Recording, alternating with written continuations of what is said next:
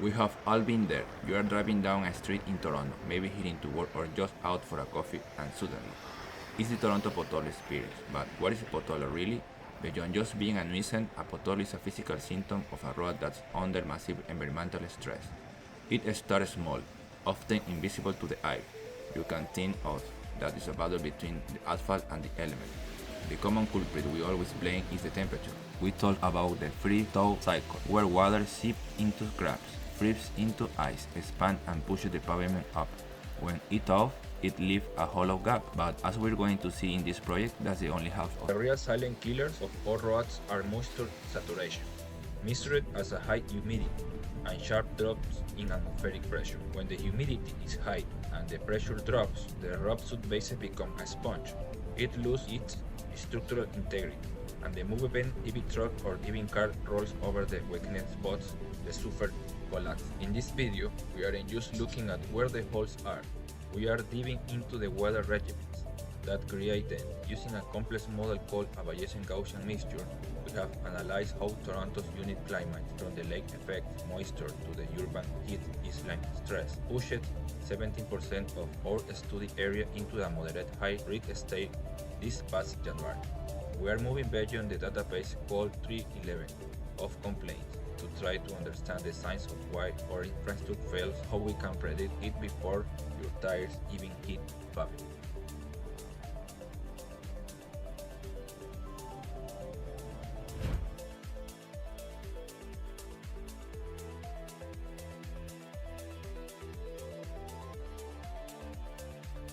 Before we could get to the fancy maths, we have to get our hands dirty with the raw data. Everything you see here started with the open data portal provided by the City of Toronto. My goal was simple but ambitious. Take the full record of the Pothole report from 2025 and use it to boil a crystal ball for January 2026. Right now, I am actually in the process of pulling the fresh 2026 data to see how the model held up, using the exact same pipeline I built for the previous year.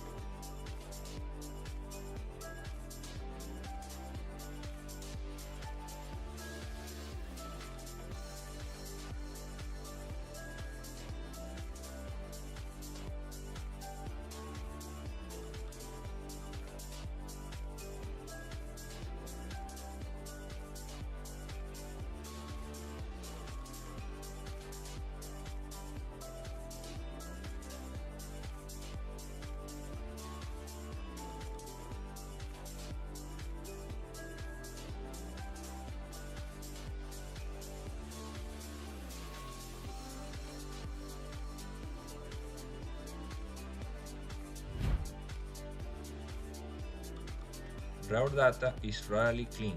I started by stripping everything down in Excel, tossing out the noise and fixing date formats.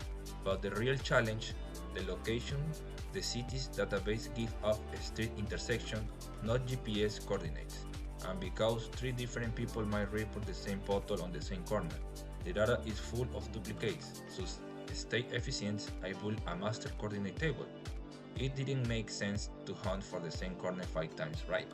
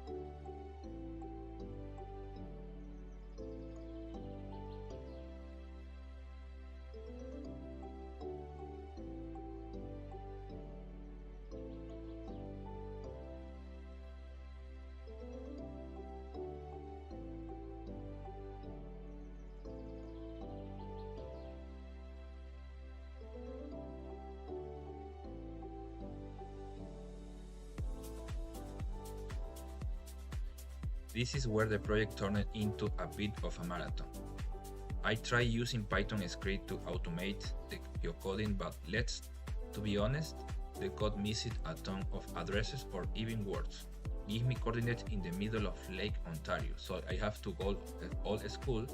I spent months from October all the way through January, manually verifying intersection of Google Maps. If a report was missing a direction or was too backward, I have to make the thaw call to cut it from the final set to keep the model integrity. It was tedious, and is why the prep work took 3 months. Many addresses in the table are missing coordinates because they don't specify the direction of the pothole. So I have to extract them from my finite table. We aren't just guessing where the damage is, we are mapping the actual pulse of the city streets one direction at a time.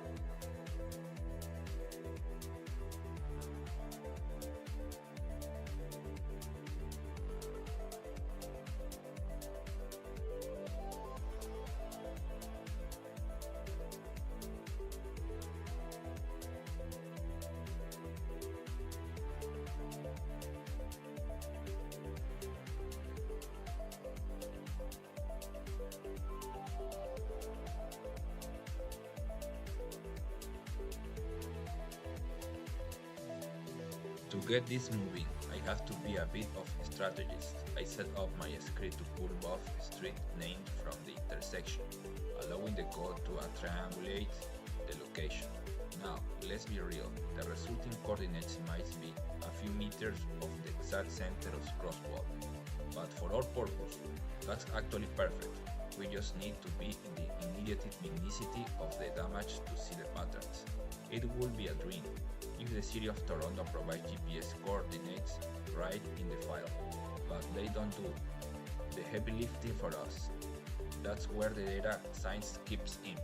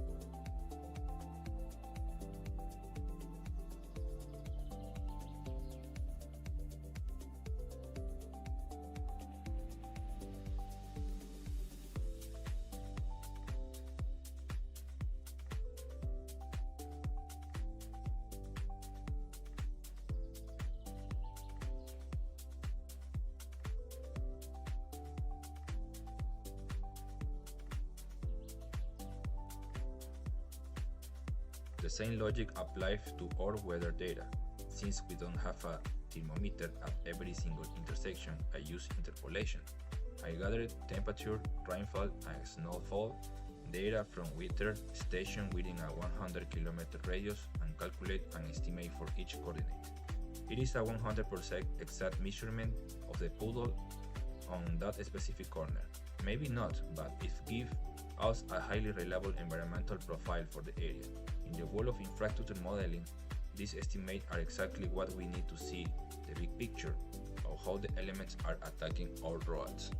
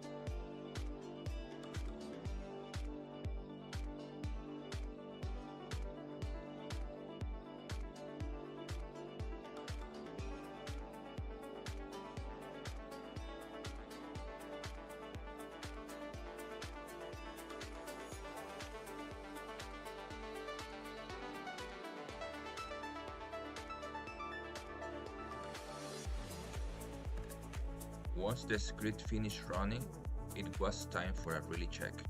To visualize where these points were actually landing, I pulled everything into Power BI. It is a powerful tool and the desktop version is free, which made it perfect for this stage. I used the math visual to plot or coordinate, and that's when the data gremlins appeared. While most pins landed safely in Toronto, a surprising number for them were scattered way outside the city limits. Some even looking like they were in Oshawa or Hamilton or Oakville.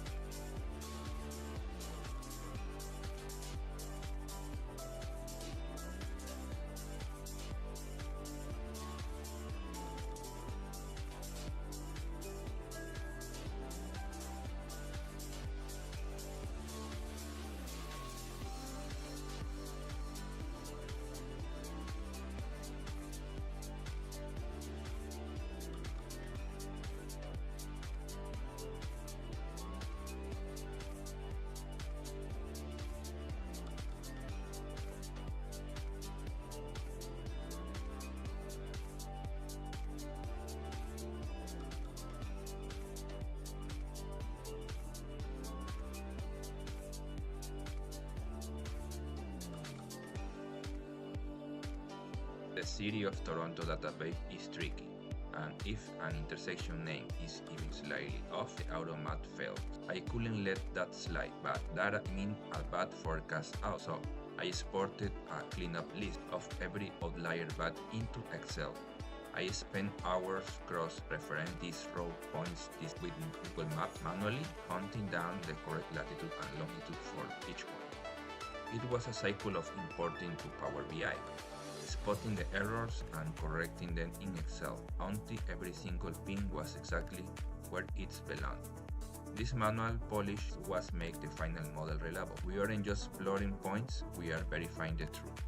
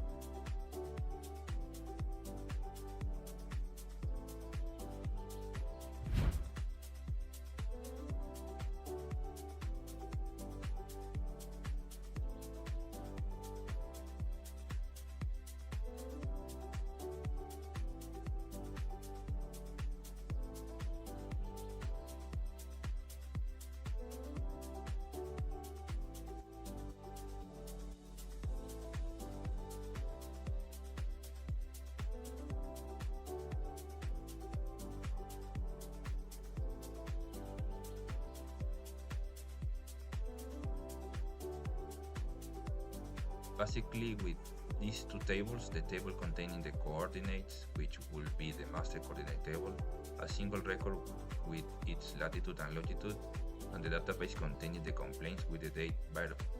For January 2026, we'll be adding information for this database, but using the master table with the geographic coordinates.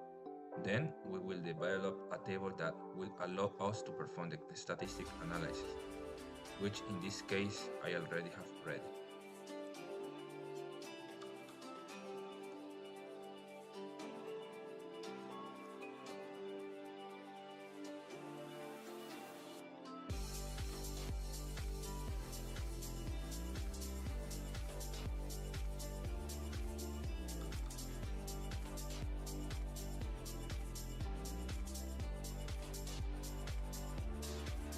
I work in Visual Studio Code, and next I will present the code that enabled me to create this variable and perform the statistical analysis. First, I import the data time library, which is used to convert the date variable into months and days. There are some other libraries to extract the geographic area from the coordinates. This is useful for data science, filtering and selecting variables. For extracting coordinates, the municipality, the city, and the postal code. Other libraries allow us to select the model variables once we have the table cleaned. I need to select the variables that I will be included in the model. I also have libraries that will allow me to extract data for training and for testing the model. A linear regression allows me to do a step-by-step process. Basically, it involves testing all variables, and the model tells you which variables should be included, what it suggests. I also have a quantitative measurement metrics showing the model's accuracy. We have a statistical library for graphs and data frames. We also have library for plottings and geopandas, which I can use to extract information about the geographic area. First, I develop a small function. This function uses two addresses and intersection. They must be perpendicular. Then it executed an API to extract the geographic coordinates between the two addresses. This part involves some cleaning. If there are any symbols, it's removed then and performs some minor processing. Nomating is used to specify the session so that when the API runs, it identifies which user will run it. So I am giving it a name, any name, and what would a list and longitude and latitude looks like.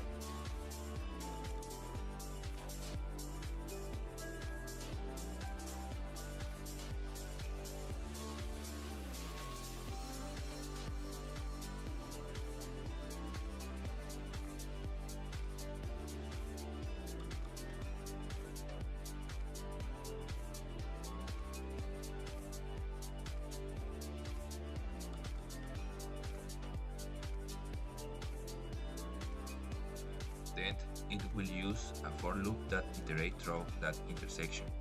Using the geolocator function, it will locate those two addresses, and once it has the two coordinates, it will simply calculate the average of those two coordinates, obtaining a single coordinate. This is a single coordinate will be the coordinate we have for that intersection. If it doesn't find a match, it is because the algorithm isn't very accurate. So simply leave it empty. So here we have an execution.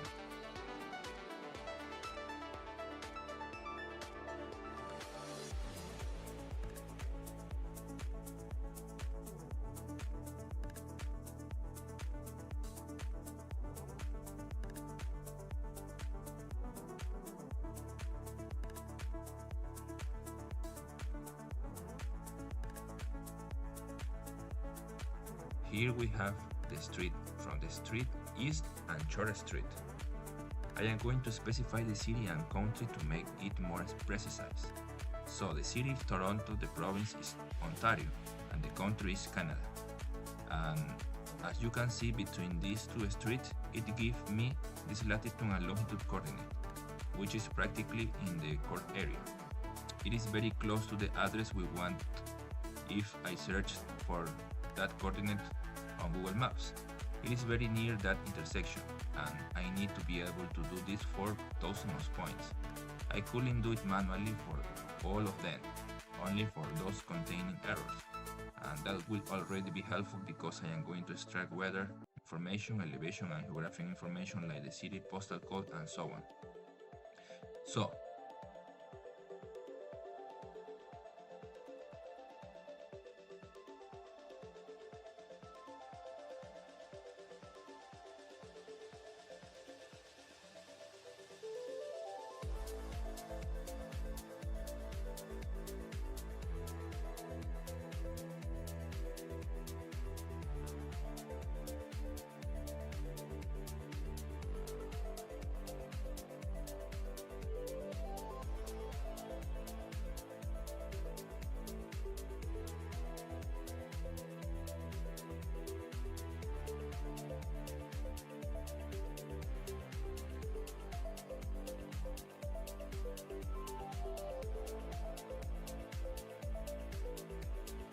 I can work directly with intersection.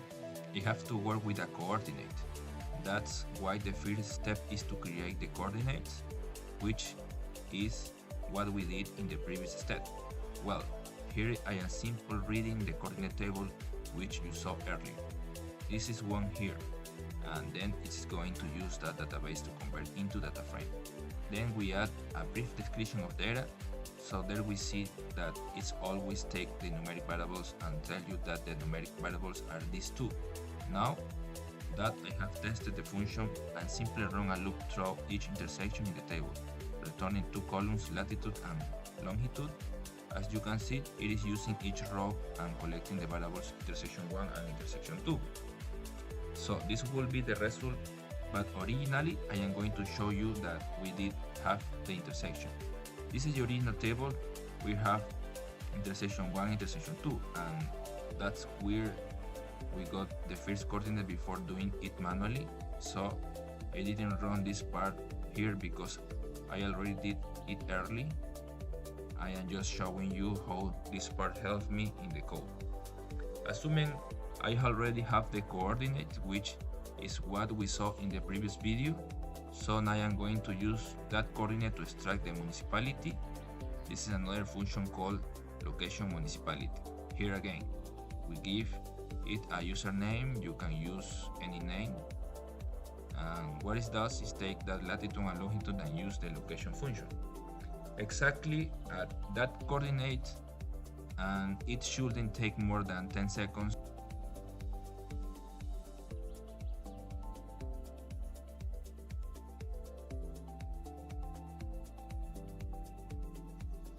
This function will return an address, and from that table or list I will extract the country, district, suburb, and municipality. If it doesn't find the coordinates and the municipality, it should return an empty error.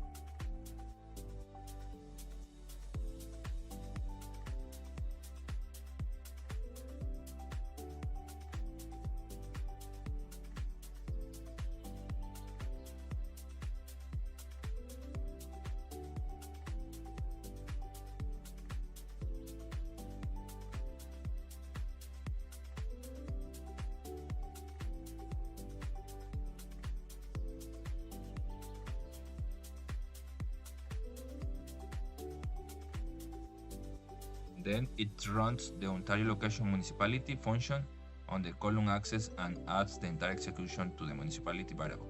As you can see here, using the coordinate from this table, it extracts the municipality. So in some cases, it finds, for example, that this address is York, this address is Etobicoke, and this address is Scarborough. But in some other address, it doesn't find anything. So it leaves it empty. It is helpful but not entirely accurate. Now, the next function extract the city, which is very similar to extracting the municipality. It's basically the same. So the entire location city function is executing and storing the city variable. Why don't I do it all in a single execution? Because it's better to work variable by variable. You can see here that the most of the interaction coordinates have the city of Toronto. Now, I also thought it would be interesting to extract the postal code. Although I didn't end up using it up. So, how it is done? Well, the geolocate function is used again. We provide the latitude and longitude, but instead of extracting the city or municipality from the list, it extracts the postcode. And likewise, when it doesn't find anything, it is left empty. It's because the function which is Ontario location postal code, and I stored it in the variable postal code.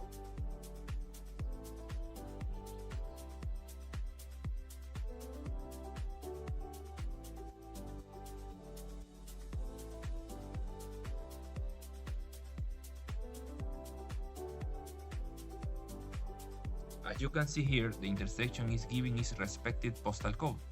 Now, once we have these three variables, I'm interested in knowing which geographic station is closer to that coordinate.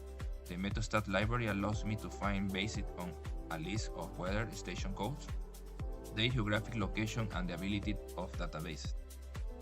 For example, this geographic station provides me the MethoStat library. Tells me that it is available from 1994 to 2026. The station is named Toronto, North York. And what are its geographic coordinates and elevations? We need these three values to invoke the MethoStat function, and that function will allow me to extract the weather information. Now, before that, I already researched and MethoStat published list on its website on the weather station it has here in Toronto. These are basically the most important ones.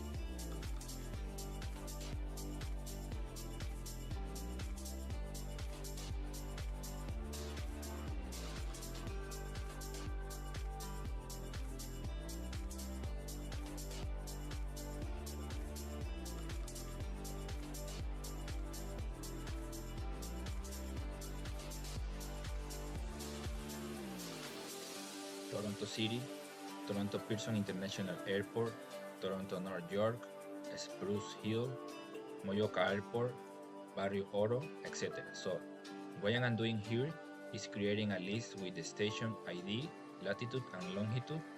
This is basically my list, which I call my station. This will allow me to tell the function to use these coordinates for the weather station. Now we are going to create a function that will allow me to find the nearest weather station, the closest station to the coordinate within a radius of less than 100 kilometers.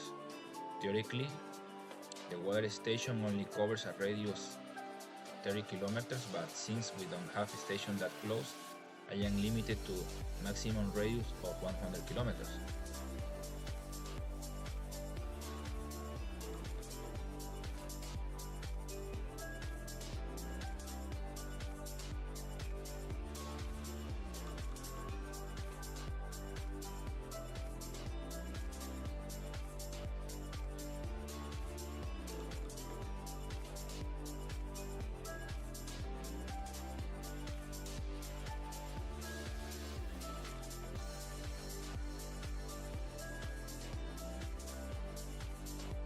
And what is the point of this weather station?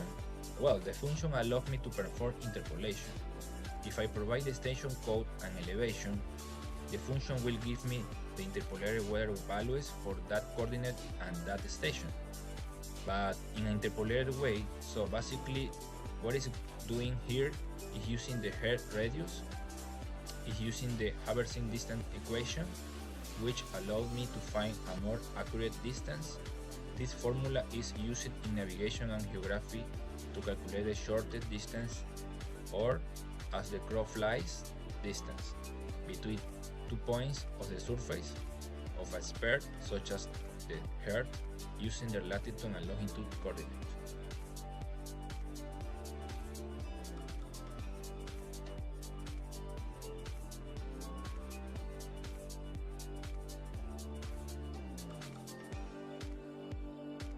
With that, I calculate the geographic distance between the two coordinates, which will be the distance between the coordinates we found and the coordinate of the weather station. Now I am going to create another function that will allow me to use this filter station function, and with this I will be able to extract the weather station. Then it will calculate the distance between those two coordinates, and you know that within a 100 kilometer radius there can be more than one weather station. So using the list of the weather station and the coordinate of each intersection, the function will return the weather station with the shortest distance and its ID with the maximum limit of 100 kilometers.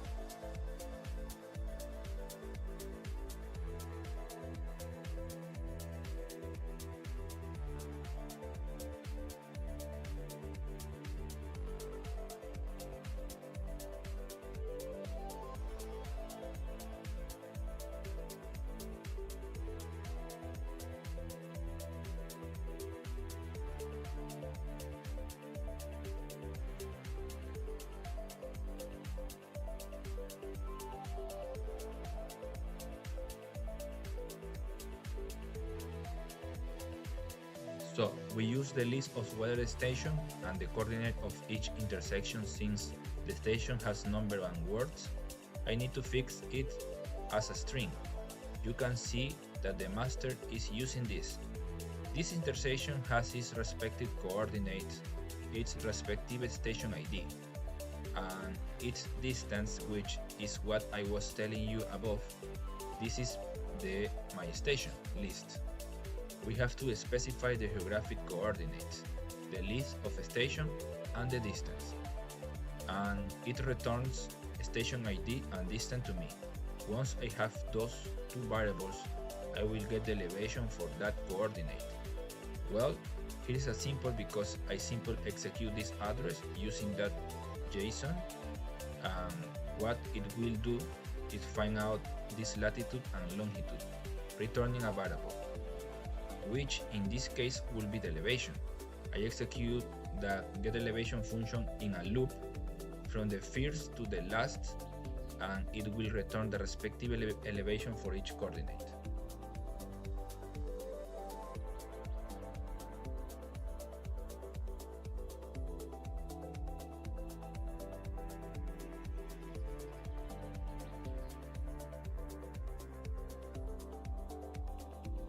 This is important because we are going to use the elevation in differential analysis to see if it correlates with the number of intersections.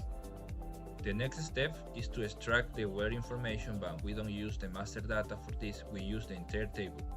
So I call database 311 and 2026 the finite table. I specify that creation date is a variable, and I extract the month from the date I just created. Then I perform a join with the data frame, which is the table we are working on earlier. Remember that these processes, if they have any coordinates, will take hours. This won't be that fast.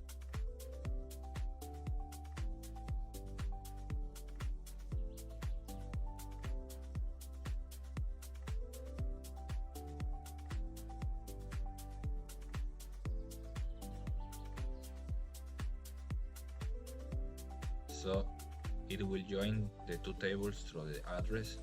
If we look here at coordinates 2026, the ID column is the address, which is a unique address.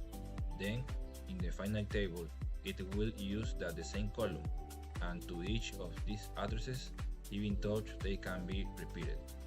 It will assign all the variables we just found. Among these variables are the municipality, the city, the postal code, the nearest station, and the elevation. Now, we are going to find the geographic information, the climate information. So, now I have to complete table. Furthermore, there can be any missing values because we have all the coordinates. This is how the climate information should be extracted. Using the same mesostat library, we have to provide the latitude, longitude, and elevation. We also have to extract or provide the nearest weather station. In this example, for these coordinates, I am assuming this is the nearest station. Then I have to tell it which date I want to, but the date can be the completed date from the original database. It is the date I created, which include year, month, date, and time. So that's why we create the variable date, to avoid using the original date. Then we use the same date for both inputs.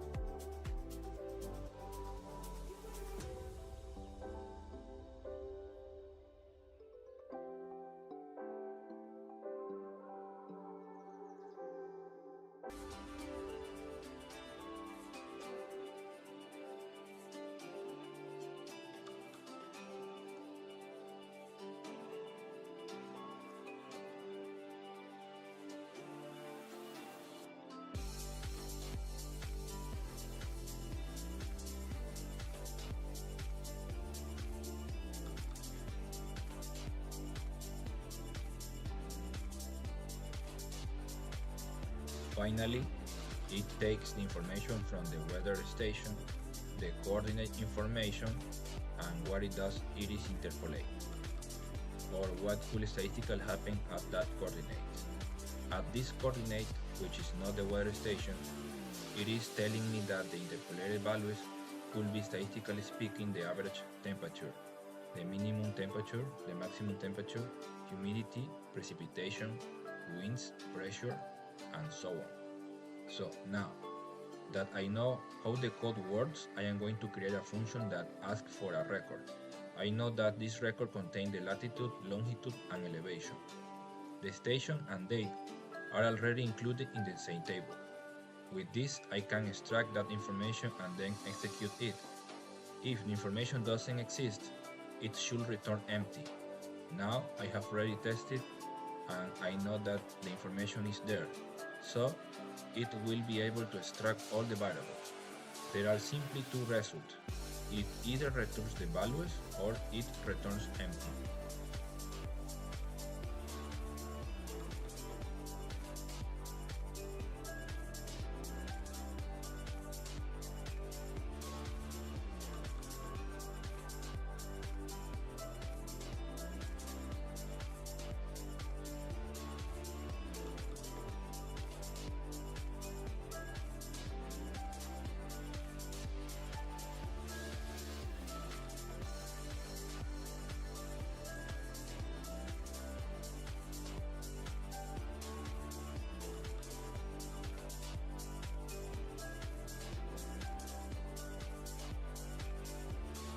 Now, to execute the table, we invoke this function, and in the table, we just open it, which is the complete table for 2025.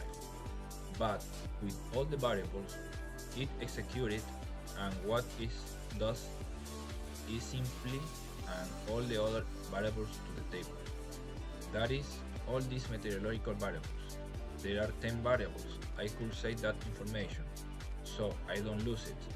The next step is to have meteorological information ready. Now I'm interested in knowing which area that coordinate is in, especially categorized by area. I use the Shapley geometric function and then another function called point. We convert it to geodata frame, then I use the data frame which uses a parameter called geometry. That's the geometry we used to create earlier. And this here is the Earth cylinder, the projection, the EPSG, where is in Canada, about to the 4326. Once I have this data frame, it's GeoPanda format. I am going to open a JSON file that I have already downloaded, and that JSON file is called CityWords.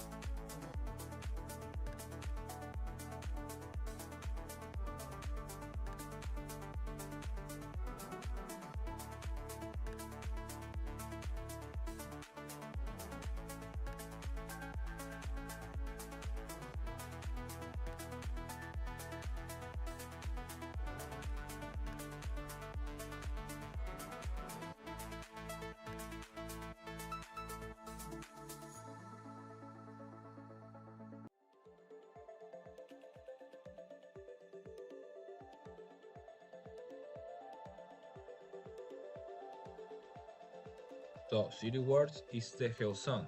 Basically, GeoZone knows the coordinate of that area.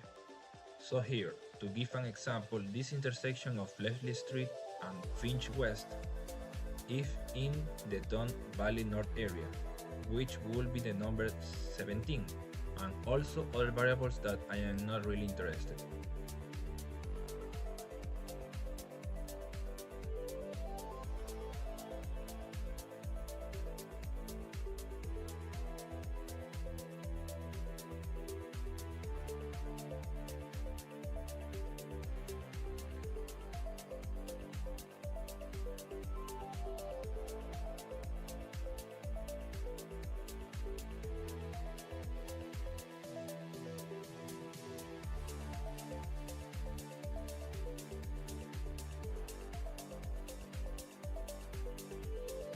So I am just going to extract the area. Once I have processed this information for the entire table, I am only going to extract 3 variables. The ones I am interested in, I will extract what I already have, the month, the day, and intersection. Now I am going to extract the area code and the area name. What we already have before, latitude, longitude, elevation, and all the other meteorological variables, I will group them. What variables do I group? The month, the day, the direction, and the area. And what I am going to calculate? I am going to calculate the average latitude, the average longitude, the average elevation, and the average of all other variables.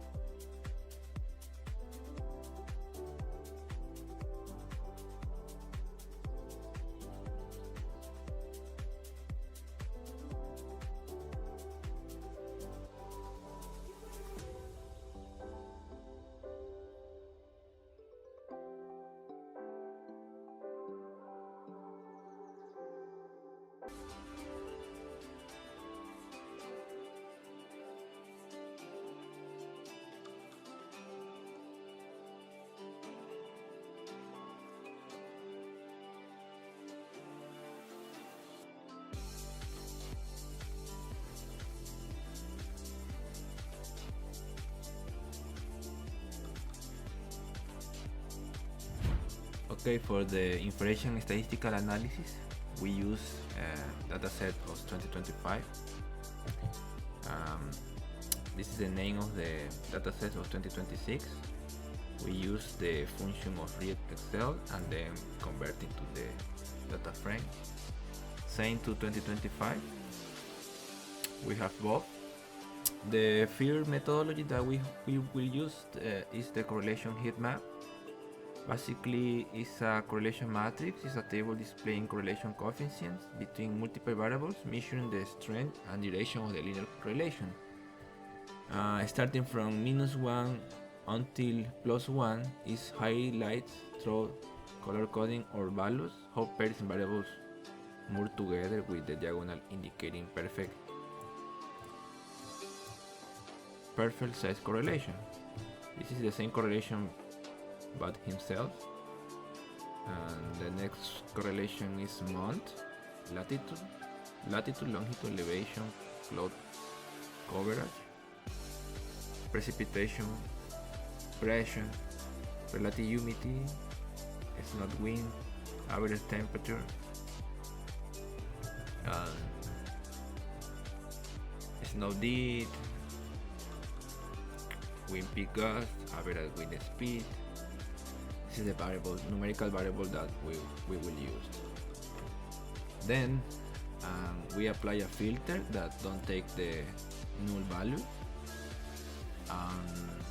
We could use this one, or we could fill using the average, global average of the wind peak. But for this time is I don't want to underestimate the relation between independent variable to the target variable. Then we get the correlation, and we have to choose what variable we can find it.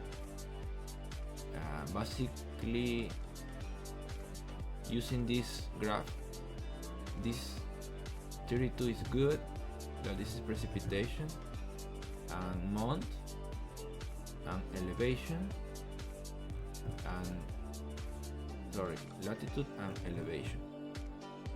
Okay.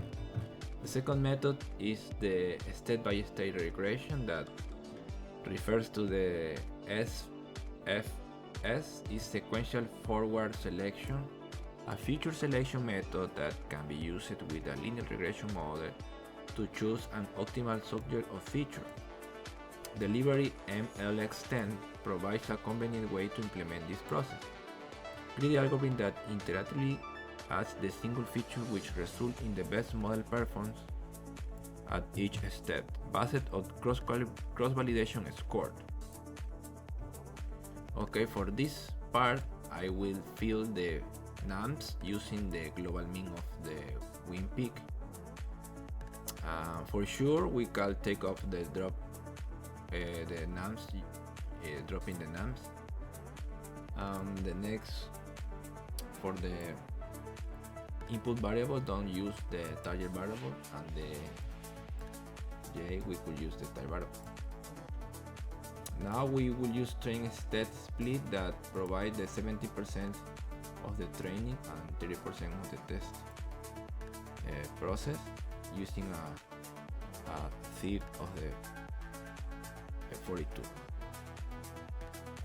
Okay, and the number of features we could provide more than 5. I use 10, but when we will analyze the result, you could see that only 5 variable is enough.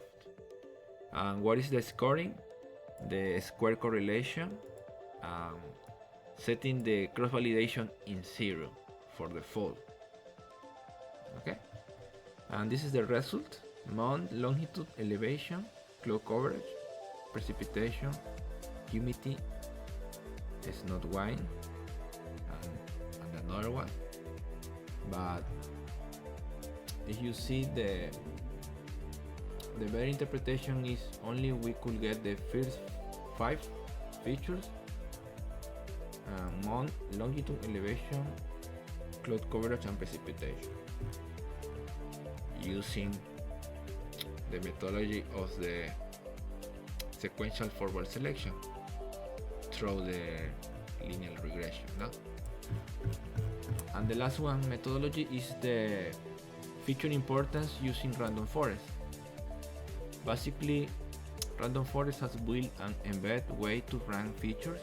It is one of the most popular tools for feature selection because it handles non-linear relationship and much better than standard linear regression. Basically, how it works: mean decrease the impurity, because the histogram you could see that decrease the performance across the variables.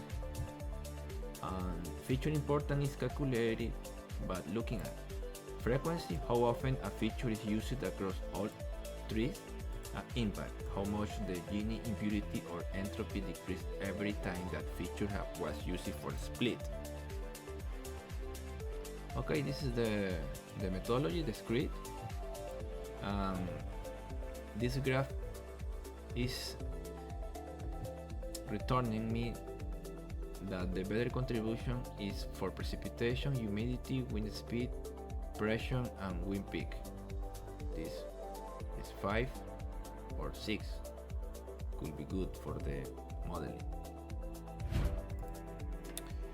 Okay, for begin with the last part of the project, which is to predict distinct intersection day occurrence or daily occurrence day, we use the Bayesian Gaussian mixture regression model to predict how many occurrences we will face in January 2026, and then validate the prediction that against to the real cases. Now, that sounds like a mouthful, but essentially it is a statistical tool that helps us categorize the risks into the 3 specific levels. 5 specific levels, but we have in the result of the prediction only 3 specific levels: finding, moderate, heights, severe, or critical. Basically, if you see this graph, in the y-axis we have the target variable, that this is the occurrence of the daily potholes. In the x-axis we have the clusters identified by colors, and this line is the trends that could show that a simple way that is working this kind of patterns. It's a Gaussian mixture model. It's a probabilistic model that represents data as combination of several Gaussian distributions, each with its own mean and variance weighted by mixing coefficients. We think that this model is a cluster finder. It's assumed that our data is made up of hidden groups, each following of their own bell curve. In the next part I will show you how to graph the density probability, but at first I would like to explain, talking about the process. The process is simple. First, the model looks for variable and groups, then into closed or clusters that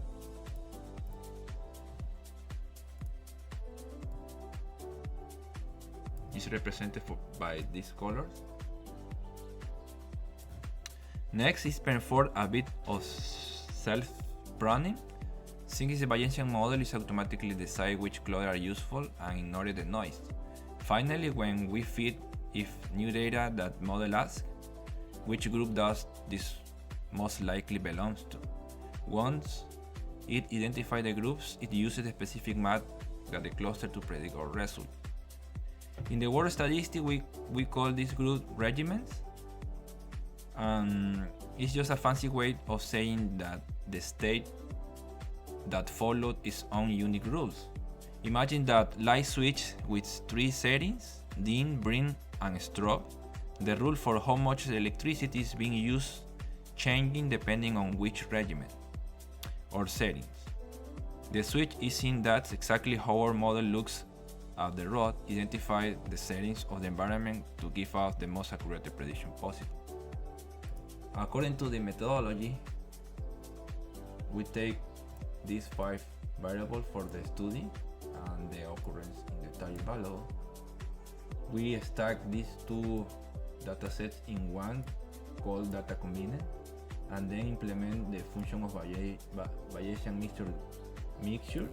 I could use more than 5 components, but I think that for 3 regimens or 4 regimens is enough.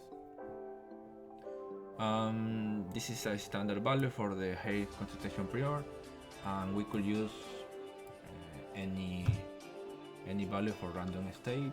You could use 0, 10, or for me 42 is good. And this is the fit of the execution of this script. This give me this parameter, and then if we could analyze what kind of regimen we could see in the data, and this is a good example for that. In the x-axis I use precipitation, and for the y-axis I use relative humidity. These 2 colors representing the basically 2 regimens IDs. I am providing this script in the methodology for better understanding. What is the Pothole range? Is the target value. We get the maximum value of the target value, and we multiply by 1.5. Basically, this happened because the 1.5 multiplied by the target value of max. This defines the end of your x-axis, and this is the target value. And max find the worst days in your historical data. If we multiply by 1.5, we add the 50% of buffer. This is crucial for January 2026 because it's the weather is worse than last year. The model might predict a number higher than any historical values. This padding ensures your curve doesn't get cut out. And then with this cycle, and we could make this one for try to understand what happened with the density probability. The blue area represents the total probability of the pattern, and we could see that we have only 4 lines, different colors. That is no more than 4 regimens. With 4 is good. It's okay. Then I would like to use the month of January 2026 for make a prediction. And if you see, you could see that we use the data 2026 using relative humidity, CLDC, pressure, precipitation, and more. Okay, then we stack with a same matrix filled with zeros, and using the predict proba from BGM model, using the stack datasets, we could get the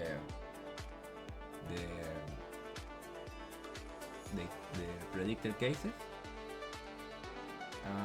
These predicted cases we save it in available using the running of the code. Then with this predicted values, we could get the risk score. Basically, the risk score is attending from 0 until 5.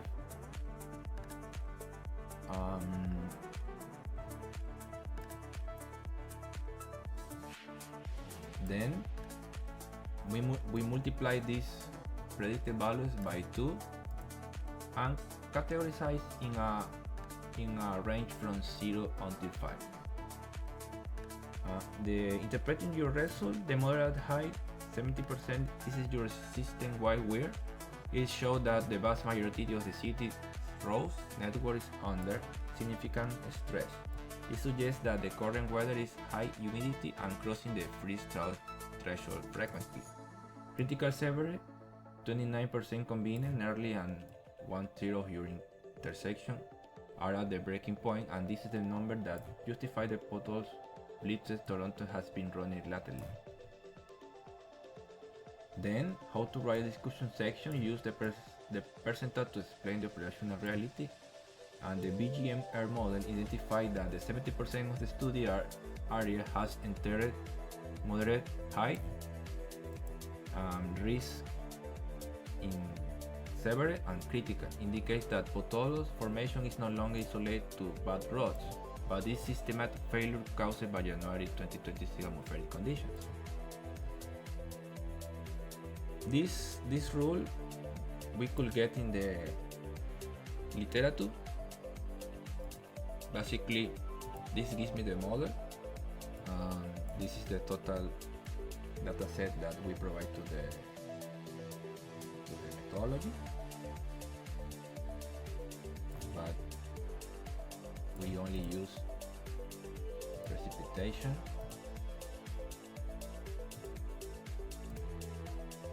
press, relative humidity, CLDC, and months.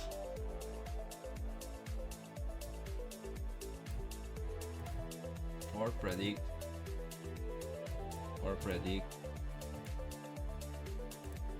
the occurrence of the pothole. And then we calculate the risk scores. We know that it's from 0 to 5. But the old prediction gives me values something more 2 points. For that appeared these three categories: critical, moderate, and severe. Basically, critical is 20%, moderate height is 17%, and severe is 9%. Only prediction. Okay, this is my conclusion. By implementing Bayesian Gaussian mixture regression, this project successfully shifted the perspective from counting potholes to predicting future risk. The model identified that 70% of the study area reached a moderate high risk state. This is a score of 2.37 in January 2026.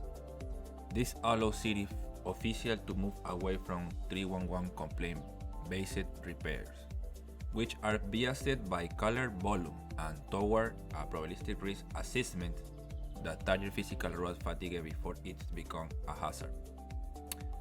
Another conclusion is the success of this 2026 forecast relies heavily on the normalization on intersection day, occurrence.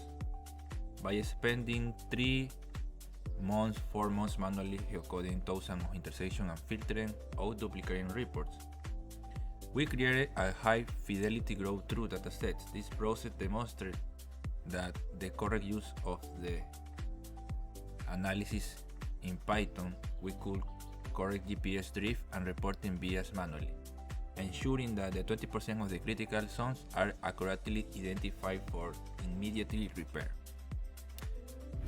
Now I will show the result of this analysis to my friend Shelly. She lived here in Toronto her entire life. I would like to know her impressions. Before that, I wanted to mention that my small project DataPixel provides consulting service and develop data-driven projects. DataPixel is a specialized consulting dedicated to data cleaning, robust data structuring, and architecture for advanced machine learning for predictive modeling and forecasting. Hi Shelly, how are you? Talking about the last result of this method, we have this is the statistical basically result of the forecasting. You know that The model only categorized in 3 levels. Basically, it's moderate height, severe, and critical. The forecasting only gives me this category, and we have 70% of the moderate, 20% of the critical, and 10% of severe. And in January we have 10,000 frequency of the pothole, and the forecasting gives me 8,000 prediction. The accuracy of the model is not high, it's only 27%. Probably we need more information to increase in the model. Some variables that using the material that the government used for repair the pothole. It's a little difficult to find this variable because it's not open source. And probably another variables that could be to help us to the accuracy. But what do you think about to this kind of methodology? Do you have a first impression about that? What do I think about the methodology? You want to improve. Honestly speaking, I think the work you did and the model is pretty amazing.